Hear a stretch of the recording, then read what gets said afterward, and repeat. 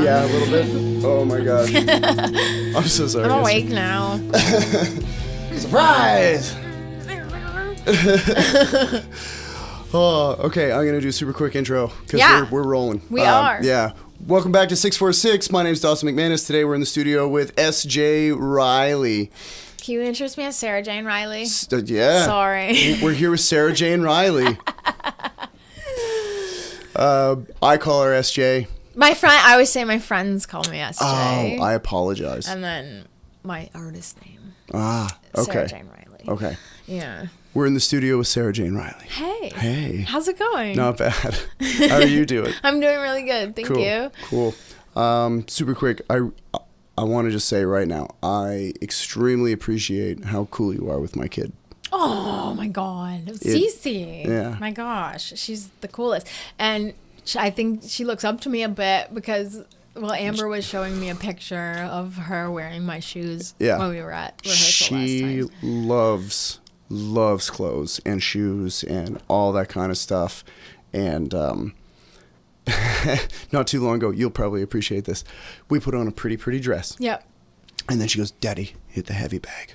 And I was like, yeah, let's go to it. So she's wearing this insanely adorable blue, like really super effeminate dress. Yeah. And smashing the heavy bag that we've got hung up in the gym. I love that. Oh, it was awesome. I love that. Yeah. So anytime she sees somebody that is well dressed, she's just like gravitates towards them. Like, we're gonna be pals. I love that. Yeah. I feel the same way. Like, it's so funny because I've been out in public where people are just like, "Oh my God, I love, whatever I have on," or something like that. And I've actually met people and built friendships based on that initial conversation of, "Hey, oh my God, I love your outfit." You are very well dressed. Thank you.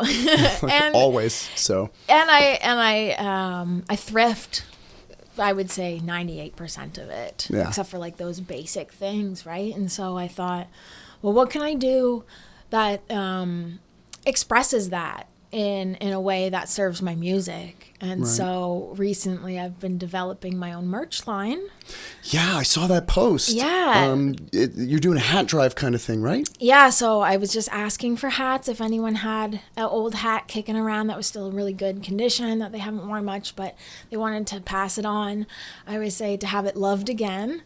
Right. Because that's part of my branding for my new line. And yeah, so what I've been doing is developing a merch line. I'm going to start with hats.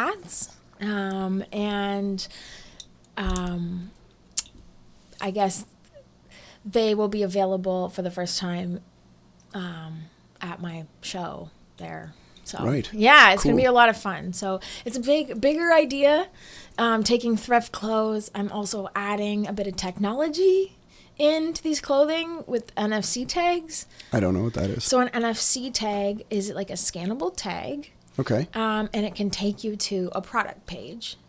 Oh, yeah. Cool. So, for example, I was reading some articles, and by 2030, every article of clothing sold in the EU will have to have one of these garment tags that you scan, and it will take you to the basically it's called a digital product passport, and you can figure out where it's made, the product supply chain, and all that stuff, so consumers can be informed about their buying decisions. Right, so you can make more ethically. Exactly, yeah, because fast fashion is one of the biggest things that's killing the planet right now. Right. Yeah. Well, and also you got to think about sometimes it might be poor little hands. Oh gosh. Making those clothes, right? Yeah, like every touch point in the supply chain, from the getting the raw materials to even disposing of the post-consumer product, is not the most ethical things are happening right now. And so, for example, the EU is putting in some things in place where consumers can make those decisions themselves. That's awesome. Yeah. I like that. So, yeah. If anybody wants to send you hats or any clothes that they want to have reloved, where would they get in contact with you? They go to my website, www.sarahjaneriley.com, and send me an email. Awesome. And yeah, I will come and pick them up. And what I do is if the fabric needs to be, shaved off, or like I just make it look nice again. Right.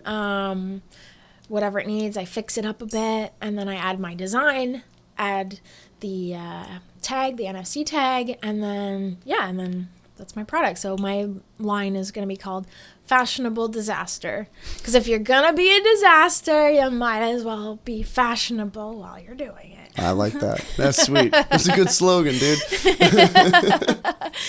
It just came from being me. Hey, make it work. Yeah.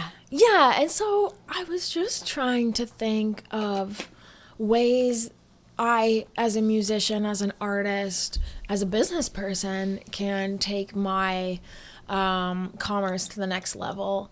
That's more me. Right. And so whether that's my thrifted merch line, whether that's connecting through some videos I'm going to be doing, and so I just wanted something to kind of just elevate and bring my brand and myself and just tie it in and bring fans into that whole process too. Yeah, well, it's really cool because that'll make everybody feel, pardon me, make everybody feel included, right? It's, you can have a fan group or whatever you want to call it. Like Tool has the Tool Army, Kiss has the Kiss Army. There's like all those fan club kind of things. But if you're actually really actively participating, it's going to be more meaningful. So that's a really good idea. Yeah, and basically everything, what I'm trying to do is build in touch points with my audience and my fans when they interact with me.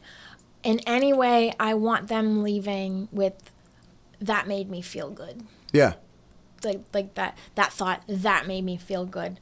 So, whether that's like an uplifting song or a beautiful something to wear and take with you to remind you that you're beautiful every day. It's just these different small things that I can add to make people feel good. Yeah. It's a great idea, dude. Because the little things are everything, right? The little things are everything. And just these people remember that stuff. Absolutely. Like they do. So that's kind of like what I was thinking, just to kind of differentiate myself and bring myself into an industry that is really important to me. And clothing and the environment, those two things together, and that main issue is, I think, something that I feel passionate about. So yeah, that's kind of one of the things I've been working on. That's awesome. For my merch. Something else that's kind of an underlying thing that I'm sure you've probably considered it a little bit, but I mean, that can tie into human rights to an extent as well. Totally. Because it's tough when you think about, like, I don't know, like the shirt I'm wearing, I don't know who made this. Correct. I have no idea if it was somebody that is making fractions of a cent a day. Mm-hmm. And they're relying on that to try to feed the rest of their family. Who knows, right? And that kind of gives me an ick factor that if I can, I suppose, feel secure in what I'm wearing was not basically slave labor, that would feel really good. Yeah. And consumers can use their money to almost like change an industry. Yeah, you're basically voting with your dollar. Exactly. For what you think is right. Correct. And I think the vast majority of people, I know myself anyway, I don't mind spending a little more dough if I know that it's, my clothes aren't being made by little kids. Yeah. And that the people that are making it are making a fair wage. Like, that feels good. And if I also know that it's not filling the ocean with plastic, that feels pretty sweet. Well, kind of what put me onto this was I was doing a little bit of research because I love thrift. I just love thrifting. Yeah, and we've gone thrifting together. Yeah. That was a blast. Yeah. I thoroughly enjoyed that. And so the reverse of that is, okay, so we're in a thrift shop. All these clothes are here. Well, what about the clothes that didn't make it here? Where are they? Do they get shipped to third world countries? The answer is yes. And where do they go in third world countries? Well, it's like these like clothing mountain sea of clothes. Like kind of like a landfill. Kind of like a landfill. Yeah. That's gross. And so it's huge environmental impact, as I said, from gathering the raw materials all the way to dealing with the post-consumer waste. Yeah. So here's where I come in.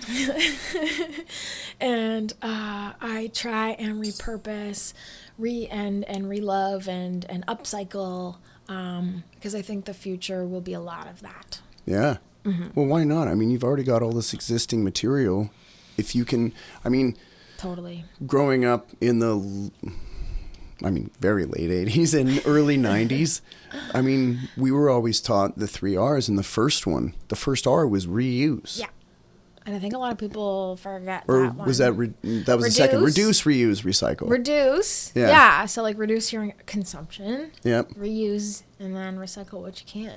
Yeah. But I think it gets really far away from that. Oh, yeah. We've really kind of ditched the first two as a society. Unfortunately, it's a real drag. And 8% of what you recycle, only 8% gets actually reused. used. Yeah. So it's interesting. And I wouldn't consider myself the biggest environmental person in the world. Sure. I consider myself like normal, like pretty centrist when it comes to those things. But I think we can every person on this planet can agree that this is our home. And regardless of if you believe in climate change or not, regardless of whatever you believe in, leaving the things the way that they were when you found it, remember that? Like, it's generally like a good way to live. Yeah, well, you want to keep your house clean. Don't we all want to keep our house clean? And this is, the world is that is our house, and it's the only one we got.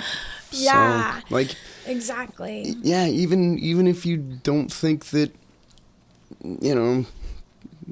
things are changing because of human intervention, okay, fine, but like, don't you want it to not look like shit? Yeah, and when I went to business school, what I think is interesting was they were teaching like the triple bottom line. So that's people, planet, and profit, right? And making sure all those things are in line. But when you start putting profit above those two things constantly and consistently, like we do, you start to forget about the people who make it, the kids in those factories. Yeah.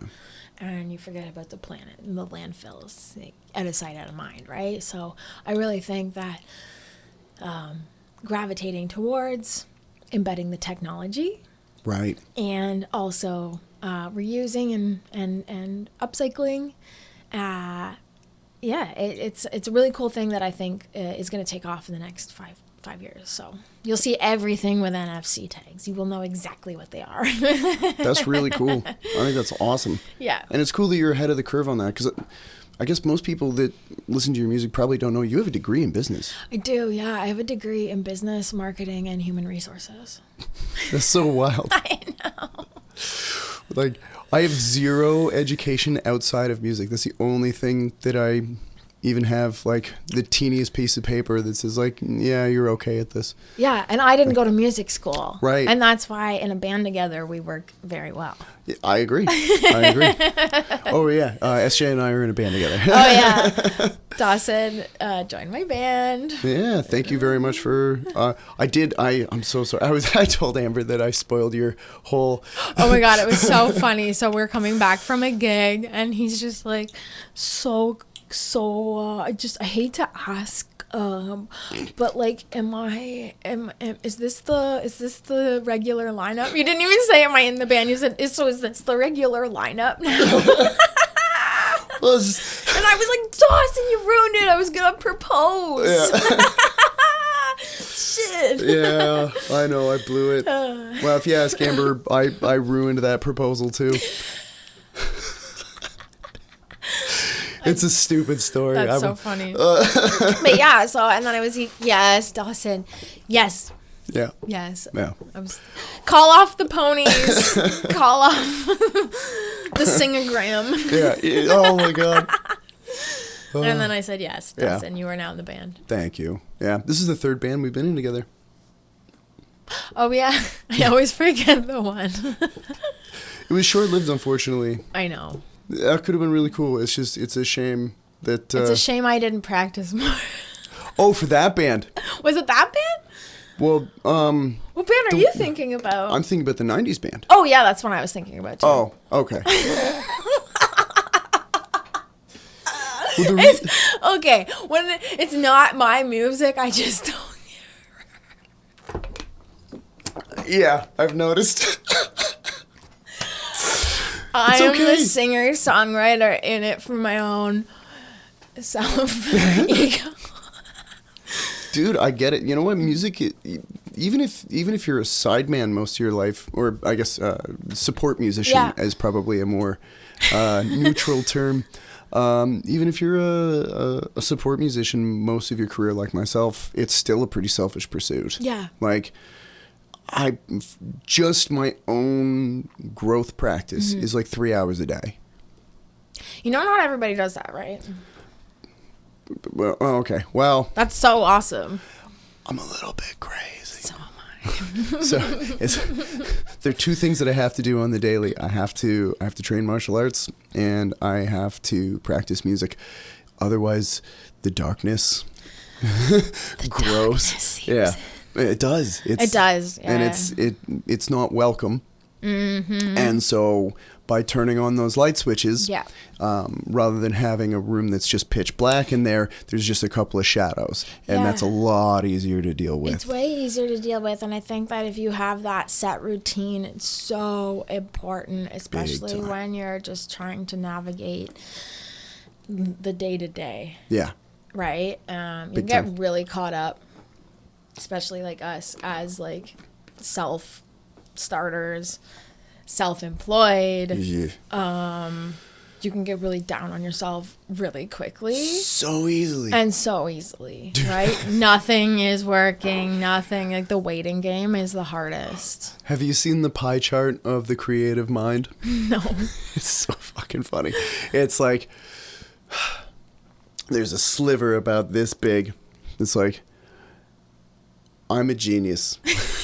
There's a sliver that comes before it, I think. Well, it depends on where you want to start.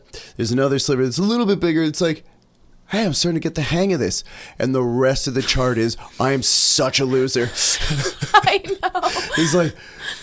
It's like 5 minutes of the day, you're like, yeah, I'm pretty cool. Yeah. And then, like, the rest of the time, you're like, oh my God, why do I exist? Is the planet spinning? Why are my feet... What is happening? Just walk around all day like, I'm such a fraud. I'm such a fraud. I'm such a fraud. Well, I feel that way too because I didn't go to music school. And I've only been doing this for 3 years. Yeah, but I mean, the growth that you've made in 3 years is pretty wild. Like, yeah. I remember when the first time we met was on a movie set. Yeah. And actually, I was telling your mom this, actually. I made a very off-color joke. And you were one of 2 people that laughed. And I was like, all right, you. Cool. I think, I can't remember. Fringe comedy is my second love. Right? It was, I don't know. It was something about, because it was on that, it was on Hunting Darkness. Yeah. And the main monster was in Oswang that eats people. I think I made some kind of cannibalism joke. I can't remember exactly what I said, but I'm sure it was horrific because that's half of what comes out of my face is just terrible. And you laughed and Kat laughed. And I was like, because, And I was like, well, I already knew Kat was going to laugh. Because we've known each other since high school. So I was like, okay. Oh, I didn't know that. Yeah. Funny. We met in a play which was Little Shop of Horrors. Oh. Yeah. And I started out by just playing the psychopathic dentist. That's like totally sadistic and horrible. And then I ended up having to play like 5 roles because people kept dropping out of the... So my costume changed. Like when I was one character, I looked really puffy and rolly because I had like 5 costumes on that I had to just peel layers off. Like I would get off stage, peel off a layer, come back, and I had to do it over. Anyway, that's how Kat and I met. And so I already knew that she was just as terrible as I am. Yeah. So my second love is comedy, specifically fringe comedy. Yeah, I just think that we can all share in the laughter of everyone. Right. And same sort of thing that I was talking about with turning the lights on for like to keep the darkness away. If you can laugh at the darkness, it makes it feel less brutal. Yeah, And except for when they make women jokes, I get super uptight. it's always funny until it's your thing. Right? I'm kidding. It's like when people are like laughing at every other joke and then somebody says, I see you, Bill Burr. yeah. Oh my God, that dude's one of my absolute favorites. Of course he is. He's so fun. He's so brutal. He's the only one where I'm like, I think he was made. He's made to make women upset with him. I don't know. I like it when I get ripped on. It's so funny. I love, yeah. If it's done well, if it's unoriginal and uninspired, then if it's hack, then like. Well, like you're watching Kill Tony, and one of the amateurs comes out and starts making extremely off-color, like racist jokes, and you're just like, whoa, yeah. No. You don't have the skill set to do that, bro. No. And that's why I love comedy, because like, it's just. It has to be done a certain way. Yes. And if it's not, get the fuck off the stage. Yeah, pretty much. Yeah, it's like, I don't think, for me anyway, personally, I don't think that there's any subject that is off limits if you do it well and you do it without actually having legitimate hate in your heart. Yeah. And I think most people can feel the difference between telling a joke and somebody just saying horrible shit because they're upbringing was messed up. Yeah, exactly. Yeah. So that's what we do, and a lot, like coming back from a gig, we won't listen to music. We'll listen to comedy. Yeah. Well, we play music all day. I know. Every day. I can't do it. It's like, and 99% of my listening, unfortunately, is not for pleasure. It's for repertoire. Totally. Like, and research. Yeah, exactly. What's that little dinging off in the right, left corner? Wow. Like, right? Like, I need to know what that is. Yeah. You know who is great for finding out what that is Rick Beato. Do you know? Oh, okay. I'm going to send you a link later. Yeah. He's amazing. He has this series called What Makes This Song Great. Oh, and cool. he gets masters sent to him by either the label or the artists or whomever, and he does all these breakdowns across like he'll do something by the Police, but then he'll also do something by Slipknot, and then he'll do something by Nirvana, cool. and it's so rad, dude. It's a great series. I'll send you a link to his stuff. It's amazing. Just for like production ideas, it's so killer. And then also because I'm such a nerd, all the theory stuff that he talks about, I'm like, yay! Yeah, pretty much. Sorry. It's a little. It's all right. If you're listening on the radio, you missed something funny. But yeah, no, it's funny because I love like the reference tracks. I brought in a Backstreet Boys reference track to James the other day, and he's like, "Well, that's the first time ever Backstreet Boys has been referenced in this studio." I was like, "Yeah." What track was it?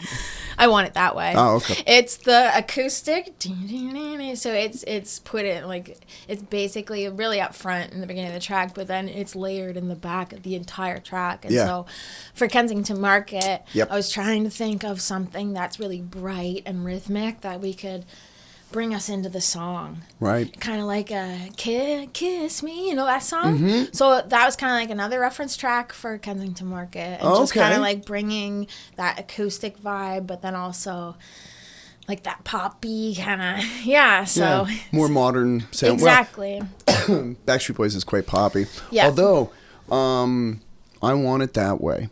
No, I'm mistaking two different tracks. I was thinking of Backstreet's Back. Oh, yeah. Both Max Martin tunes. That's right.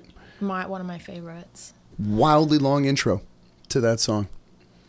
No, that's that's the single release. Oh. The actual album track has that like because they must use that for the music video because the intro for the music video is so long. Yeah. Oh. Yeah, that's the album track. The only reason I know that is I had that album. Sure. So did my sister, and it was on repeat all the time. Oh yeah. And great record, and I used to really pretend that I did not like the Backstreet Boys or the Spice Girls, but they're fantastic. So good. Better than Backstreet Boys is better than NSYNC, and anyone can come fight me. I like a lot of NSYNC too. They got some bangers, dude. They really do. I love a well constructed pop song. So do I, and I've been really diving into just kind of deconstructing what makes a really good pop song and trying to use that in my own writing. Yeah. And so my stuff is not hardcore pop, it's indie pop, right? So I really like combining the weird things with pop melodies, which is really cool. Yeah. I was watching the Celine Dion documentary. So good. I've got it on my list, but like, it's really good. It's gonna make you feel so good and then so bad. It's the so bad part. But she is a lovely human, and her music is so Celine Dion. Yeah. Like you're like, listen to her songs. It's just the way she sings it, the delivery. It's just so her. And I felt like what I've been doing right now and writing and stuff. I felt a lot of connection to that. And I was like, oh, right now it feels like this music is really me. And the more stuff I lean into that with, like, you know, the cool vocals and like the ha, ha, ha, ha, ha, right? Like that I've been putting on the front of every video. Like, just things are starting to really, really feel like me now, which is super fun. And I love that I found my sound, air quote sound. Sure, yeah.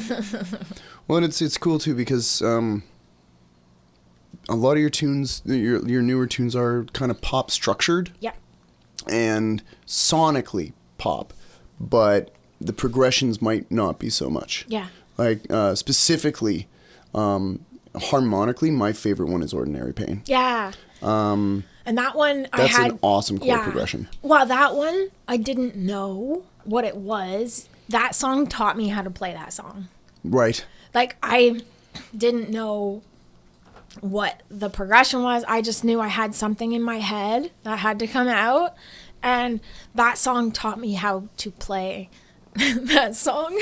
I know exactly what you mean. Weird. I know exactly what you mean. But now, well, once we rechart it, right? Yes. Music degree. Thank you. I don't have a degree. I don't have a degree. Diploma? Certificate. I never finished school. I dropped out. Okay. I dropped out to go on my first North American tour. Well, okay, that's a good excuse. Yeah, it was pretty rad. But your musical education, yeah, you can still say you have it. Yeah. I have a certificate because the first year was a certificate program, and then you do a diploma program after. So I have a certificate. You finished. I finished part 1 of like to go degree 5 years, right? So oh shit. Yeah. So I finished part 1 of 5.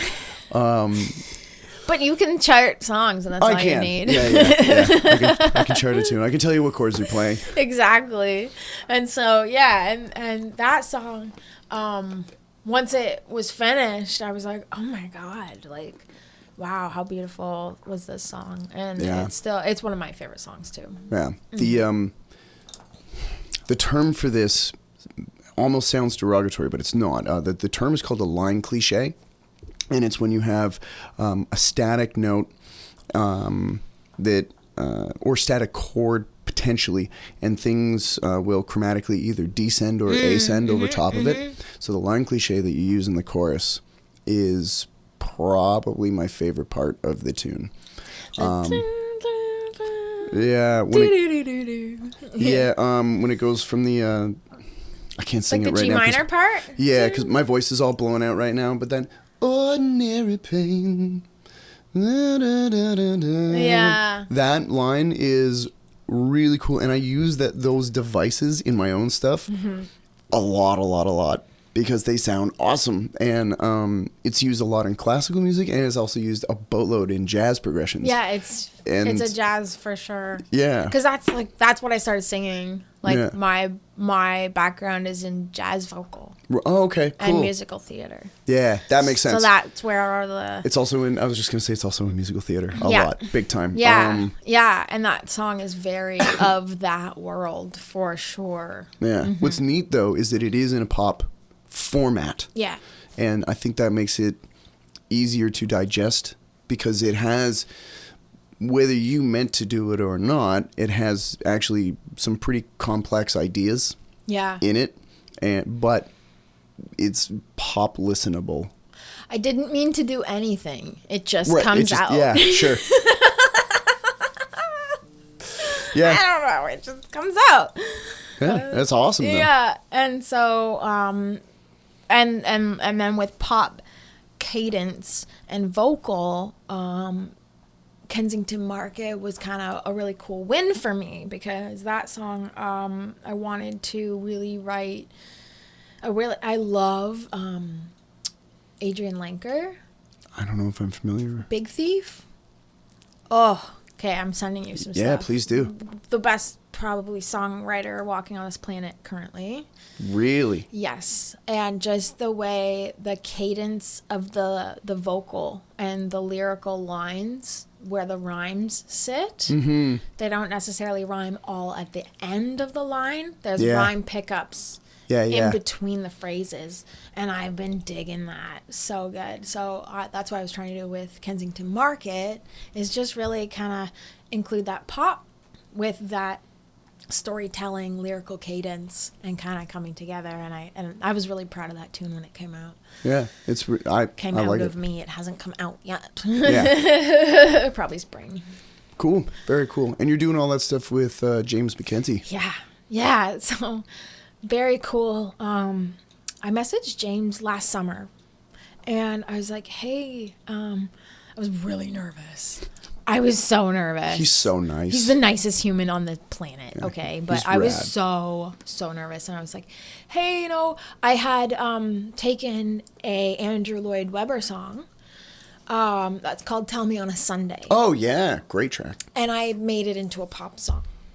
I had rewritten some of the, because I love some of the melody lines in that song. Yeah. It's just stunningly beautiful. And so I just wanted to go and do a vocal piano one take, bing, bang, boom. And I did. And we connected. It was really good. It was a little awkward, but it was good. And then I was working on some other songs with another producer at the time. Fast forward to January, I had to say goodbye to that producer and all those songs. And I was left with nothing. Except for me and my smiley face and my bright ideas. And so I messaged James and I said, hey, I have the song Ordinary Pain, because it means a lot to me, that song. Yeah. So I wanted to just say, hey, what can we do with this song? And we turned it into a bit of a little masterpiece that I am obsessed with. And that sparked our recording journey together. And so we've recorded 6 songs. Recently, we included another producer, Maya Davies, who is like #1 SoCan songwriter.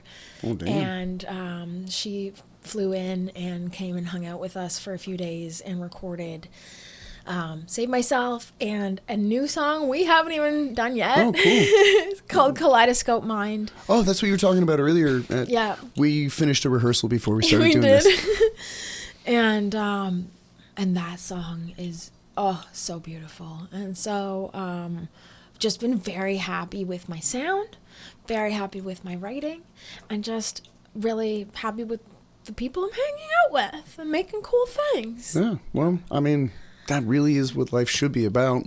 Yeah. Is just doing the things that make you happy. So recently I've discovered, and I'll share it with you, that we all have the same destination.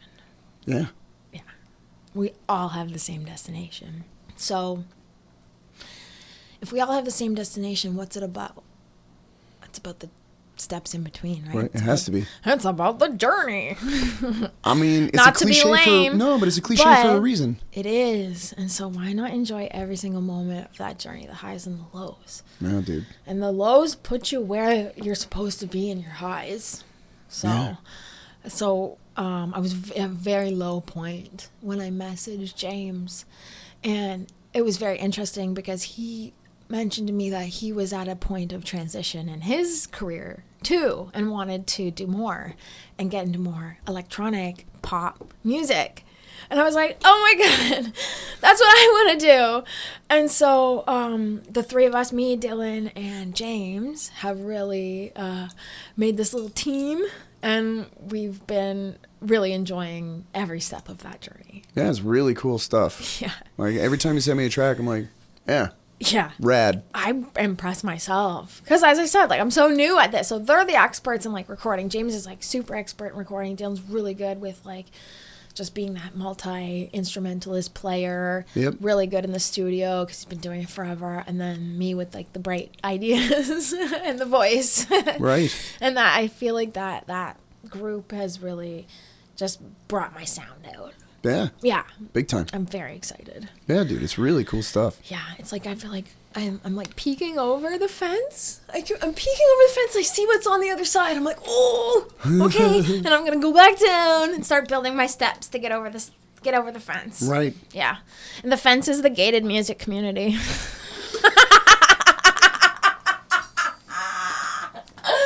I'm just not going to be shy about that. That's the point. I don't know. I'm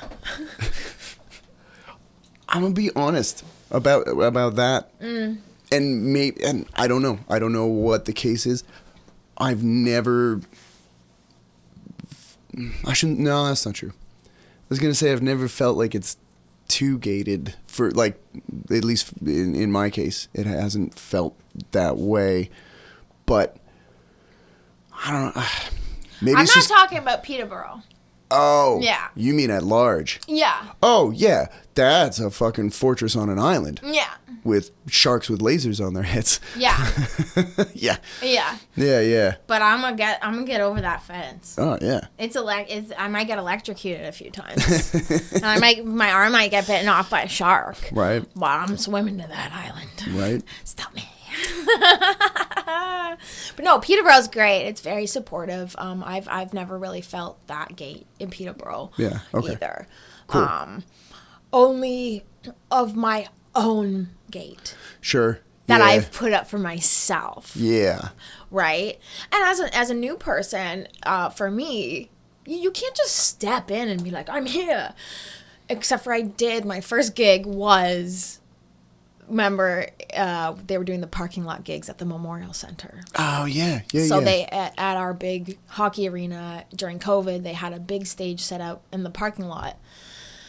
And, like, the bigger names from town landed gigs there. Mm-hmm. And I landed a gig there. It was my first ever gig. When did you do that? 2021. No, I know when they were because I was playing it. Yeah. But I'm just... I opened for Chad Brownlee. Oh, okay. Yeah, and everyone was like, who? And my artist name back then was Jayne Riley. And everyone was like, who is this person? What? And that was my first gig. Dude, that's rad. That was my... That's a good first gig. So I had to book other gigs before that gig so my band could practice for that gig. Ah. Yeah. Wild. Yeah. Wild. That is a way better gig than my first gig. Did I ever tell you about the first time I ever got on stage musically? No. Oh, God. Okay. So it was at a youth center in Ladysmith, BC. Obviously, before we moved to Ontario. Yeah. Went up with my dad's acoustic guitar, and I tried to play Good Riddance by Green Day, Time of Your Life, and I was super unprepared, and I got booed off the stage. And I had to call my mom collect. You know when you do that thing? Yes. Where you're like, yes. Hey, I'm at the youth center, come pick me up. It's like, will you accept the charges? No. Except mine's like, Mom, please come get me. Just bawling my eyes out. And I'm crying on the drive home, the whole way home. And my mom goes, well, there's two ways you can make sure that never happens again. Either you could quit. I was like, but I don't want to quit. She's like, or you could practice and always be ready when you get on stage. And I was like, okay. So I started practicing more. And that is part of the reason I was getting there. You knew I was getting there. And that, everybody, is why Dawson practices 3 hours a day. Trauma response. Never again. Well, there was one. God. I did get a little lazy in one band that I was in. Was it the 90s band? No, I actually worked. No, you killed it. Really You killed it. I'm sorry, that was a bad joke. That's okay. The last time I got lazy in a band, I was 17, and Devin fired me. That's his older brother. Yes, my older brother. He's also a really good amazing musician. guitar player, killer. and singer. Yeah, he's just really good. And he was right. He was right. I got complacent. I got lazy, and I got fired. And it didn't matter that I was the lyricist for the band. But we still need you to write the lyrics. Oh, no, they fired me. And I was like, okay, well, watch this. And then I started getting serious. And Right. Because, sometimes, you probably haven't had this, but I don't know, maybe you have. But like the first time that you're like humiliated on stage, it's, if some people get away without I've never been humiliated directly on stage. Okay. It's happened once to me. I've had a wardrobe malfunction that was told to me after I got off stage. No kidding. Oh yeah. I wasn't playing with you at this point. No, Okay. I was on tour at West. Oh, okay. And the moral of the story is don't wear shorts on stage. And we all know that's number one rule, right? Yeah. Mm-hmm. Yeah. Mm-hmm. Also, make sure you wear full back underwear while you're wearing your shorts on stage. Or just longer shorts. Yeah. Or pants. Or pants. Yeah. Long. Or long skirt. Or Anyway, so my friend came up to me after and was like, yeah, you know why those guys were smiling so much in the front row? They got a little extra show. They got a little extra SJ that day. Yeah. Some behind the scenes, if you will. Oh, yeah. Oh, dude. Yeah, but I've never been humiliated like when I'm on stage. Okay. It lights a fire. And then some people, like myself, sometimes you get a little complacent. And then when Devin fired me, I was like, that's okay. That's fired by your own brother. He was, Jesus. You want to talk about being 100% open books with each other. I mean, being in obviously when you're in a band with somebody, you get really tight. Yeah. Really fast. Yeah. Which is a very cool dynamic that I think a lot of people maybe don't get the same kind of experience. Because when you create something in real time, even if it's all pre-thought out, just the fact that you have to recreate it over and over and over again and have a consistency level, that level of trust that gets built, it has to come fast, otherwise it's not going to work. Totally. And I think that, obviously you have that with family members because it's blood. And then you put that kind of thing on top of it so that there's like no holds barred, basically. Right. And we would get heated with each other. Oh, I could only over imagine. Stuff when we were younger. Yeah. I mean, obviously that changed a lot as we aged and matured, but all that young testosterone band flying around. Dude, craziness. Did it ever get physical? Over music? No. Not over music. Over a girl? Perhaps. Perhaps one time over a girl. Dish. The problem is it has a sad ending. Oh. It has a really sad ending. I can tell you if you want, but it has a really sad ending. Yeah. Okay. We need to know. We're here. We're here. Yeah. All right, let's do it. So I'm not going to say any names though. No. But, so I met this girl. Well, Devin met her first, and she came over to hang out at the house, and when you just have that immediate chemical reaction when you see somebody, you're just like wink. Attention. 10 hot. So she and I just immediately are like, this fits. Ba-dum-bum. So we're getting close, and it ends up being kind of like this really long-term on-again, off-again sort of thing. With you and her. Yeah, for like 5 years on again. Like even after we moved to Ontario, she even came out and visited. But at first, before that happened, Devin was so pissed when she first left the house after the first time she and I met, and because he liked her. Oh, he was so into her, and he was, I can't remember what he said, something like, but you know, he's like 13 and I was 11. And he's like, I saw her first. And I was like, well, you can't call dibs on a human being. No. I was like, secondly, if you want to be the guy, then you got to step up your game or something like that. And I turn around. Oh, also at this point, I should mention that Devin and I have been in martial arts since I was 4 and he was 6. Yep. And so I turn around, I start to walk away, and he side kicks me in the back. And I went flying chest first into the kitchen counter. And we beat the crap out of each other. And we were like, but then we're like, we're actually starting to get kind of strong. We can't do this anymore. Oh my God. We're getting too big. This is crazy. And it was bad. It was bad. And yeah, we did hurt each other. And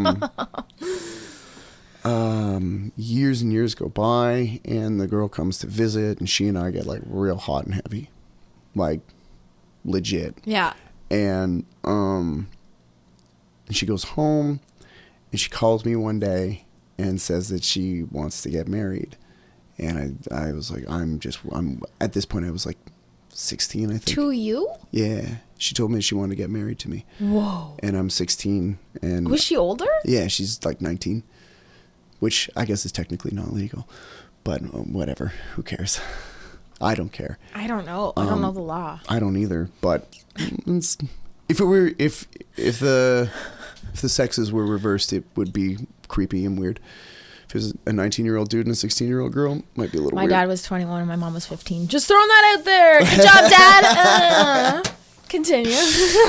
So I tell her that I was way too young. Yeah. And that, you know, I definitely had feelings for her, but I just can't make that kind of commitment because, you know, I'm 16. I'm in high school. Yeah. I have math problems to figure out. Right. And, you know, I was like, and you know, I'm trying to be a musician and I just can't, you know, I can't do that.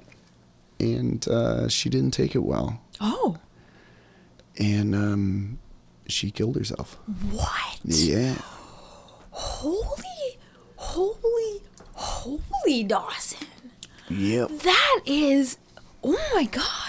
Yeah. So she had that much. There were she had other but issues. She's putting that onto you that much. Well, I don't. If we were off camera, I'd have some very side jokes because darkness is comedy. Comedy is darkness. We both agree on that. 100%. But oh my God.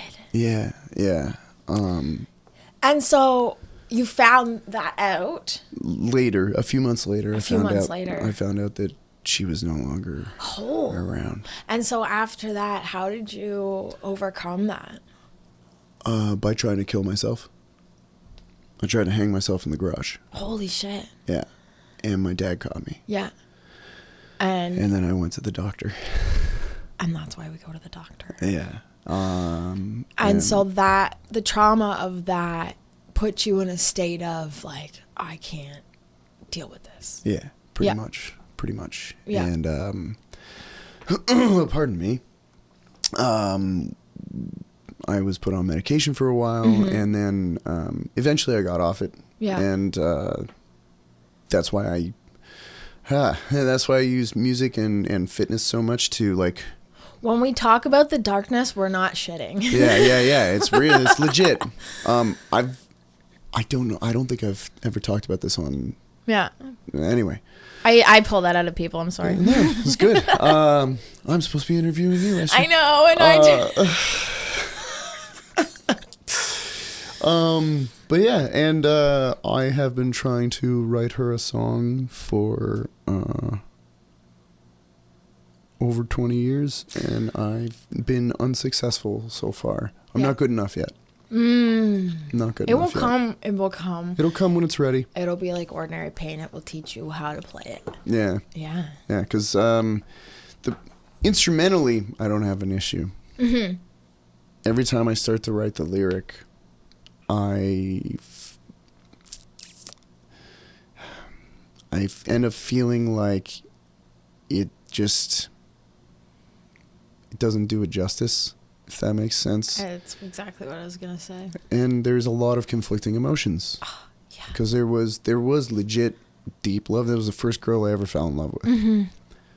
Mm-hmm. There's obviously deep sadness. Oh. But for a while, there was also a lot I was mad. I was really angry. Yeah.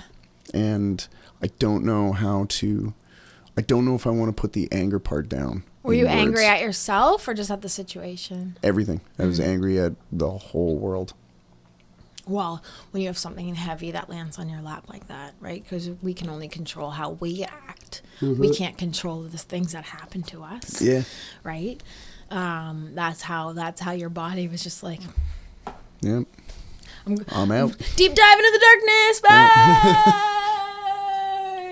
It's a splash, right? Yeah, big time. Yeah, it's a splash. And it's how you navigate getting out. Yeah. It took a while. It took a long time to get out. Something that weirdly helped, I acted in a short film. And this was years later. Years later. The movie was called Behind My Eyes. And I went like hardcore method. And I ended up... No joke. I did. I went hardcore method, and I ended up losing something crazy, like over 20 pounds for the role. And I was skin and bones. When we shot, I was, I think it was 126 or 127 pounds. Whoa. Yeah. And like right now, I'm like 153-ish. So pure muscle, baby. There's some spots that need a little more... attention. Your friends are hanging around. But who's your friend? Anyway, won't get into that. That guy's long gone. Those powdered donuts are no longer a part of the daily. I was injured, dude. My knee exploded. I know I have to try to justify it. I had a bit of a paunch for a little while. Okay, Dawson's paunch is like everyone's regular, like, yeah, man, I have skin. It's not allowed. It's allowed on other people, just not on me. I don't care what anybody else does. So you were in the role. Sorry. In the role. And it helped you. Yeah, because the dude was like totally off his rocker. And just being able to freely explore madness for whatever reason just really kind of helped wipe some of that clean. That's awesome. Yeah. And it's interesting where creativity does come in and it heals a bit. And it makes you understand a bit. Because, you know, when things like that happens, it's like the not understanding is like the biggest thing, right? Brutal. It's like, I don't know. Yeah. And then our brains are like, well, I'll tell you. Yeah. Better jump in that lake there. That's how we're going to. And then broken brain. We're sick. Go to the doctor, right? Yeah. Maybe I need meds for a certain amount of time, and then I don't need them after that. Yeah. It's different for everyone. Oh, absolutely. Some people, you might need them forever. And then other people, it's like if you break your leg, sometimes you put a cast on it. Oh, you know what I mean? Yes. And it's the same thing. And I'm trying to get that across to people. Did I just say across? That, I blame you, Dylan. He says across. There's no way that just happened. Across to people that, you break your arm, you go to the doctor. You break your leg, you go to the doctor. Your brain is the biggest, like, organ in our body, and we don't go to the doctor. Yeah, it's like, it's broken. It's hurt. Yeah, you can injure it, and not in a physical way. Oh yeah. Like, I mean, obviously concussions do a lot, But also. trauma is physical. It can manifest physically. Absolutely. Yeah. And so, I really think that, because I've been going through a lot right now with my family stuff and my brother being incarcerated and having to deal with all that. The things that happen you can't control. So how do I control myself in all this situation? Well, the first thing I try to do is I try to be okay so I can help my mom and my dad because they're dealing with it the most. Of course. And dealing with just trying to navigate the not knowing what's going to happen. We don't know, right? And so we don't know what happened. We don't know what's going to happen. But all we know is right now. What can we do right now to make us feel better? And so digging into music and just throwing it. It's so funny how when shit happens, when it starts to come into your music and you start to see the lyrics, you're like, oh yeah, okay.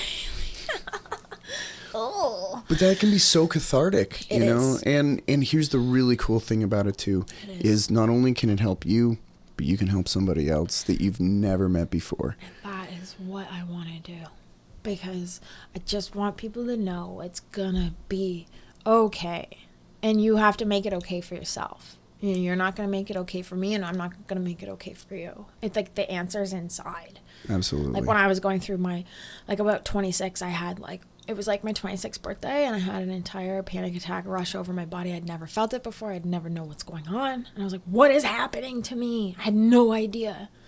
But I had to, through all that process, learn that I was always searching for an answer that was external.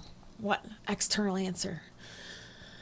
And at the end of the day, it sucks, but it's on you. Yeah, absolutely. And so I was talking with this about my friend about being your own mother and father, being your own parent. Yeah. Parenting yourself. Yeah. And having to, be your own hug, be your own pat on the back. Be that white blanket. Yeah. Well, that was referring to cocaine. But Oh, shit. Don't do that. Don't do that. that was my getting sober song. Yeah. The white blanket, it shields me from leaving town. Yeah. I misinterpreted that. Yeah, I know. Lyrics. I'm so sorry. Yeah, my white blanket shields me. Wow. And I know I'm never growing old because you'll die from doing cocaine. God damn. Yeah. All right. It's deep. We are going deep today. Right over my Deep noggin. today. It's supposed to. It's not supposed to be like, I used to do cocaine and I almost died. That's wild. But now I'm very sober. Yeah. Well, I remember you posted when you were in Mexico. Yeah. You posted about it, and I know. I think I'm the only person on the planet that went to Mexico To to get get sober? sober. I realized that when I was at a Super Bowl party, and my now friend, who I was just met at the time, was like, hey, would you like something to drink? And I was like, no, I don't drink. And he's like, are you weird? What are you, weird? Yes, I'm weird. And I like being weird. yeah, being weird is awesome. Well, I remember when you posted that, I sent you a text. I was like, hey, Yeah. anytime you want to just come hang out and not drink, we could do some music stuff. We Yeah. do whatever, because I'm a total square. Yeah. And I mean, you see what happens to me after one drink. I'm half in the bag I after know. one. Yeah, I'm such a lightweight. So I was like, hey, I don't know. And I'm such a fan of self-improvement. Mm-hmm. And Oh, yes. so when I see anybody else doing it, I'm like, You're my let's- people. Yep. Yeah, I One love of my tribe. self-development. Yeah. Let's hang. Yeah. So Because it's like you're all trying to just be better, yeah. and be constructive Yeah. instead of destructive. And I think at the end of the day, if you have a really cool group of people who are all really constructive, A lot can happen. Whoa, yeah, look out. Right? Oh yeah. Like, so cool. Yeah. I think that is a great way to end this. Yeah, we could literally talk forever. I know. I know. I had the warning thing go off a few minutes ago. I didn't jump this time though. Oh, that's good. I made it much quieter. That's good. But super quick, SJ, I know it's sarahjaneriley.com, Yeah. Where else? Socials. What else can people? At Sarah with an H, Jayne with a Y, Riley. On all the socials, on all the things. There you go. Or just hanging out on Hunter Street, walking my dog. Or randomly in a thrift shop. Oh, yeah. Come thrifting, come hang out. There you go.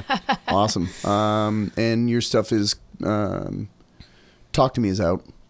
Talk to Me is out, and at this point, Maintenance of the Nation will be out. Cool. Yeah, because this goes live in September. So, anything else that'll be out by then? Just good intentions to the entire world. Ah, that's awesome. That's a great way to call it. Thank you so much for joining us, everybody. Thank you, Dawson. We got to do this again. Yeah. All right, killer. All right, that's it. Have a good one. Thanks, everybody. Bye. I feel like we can talk after that.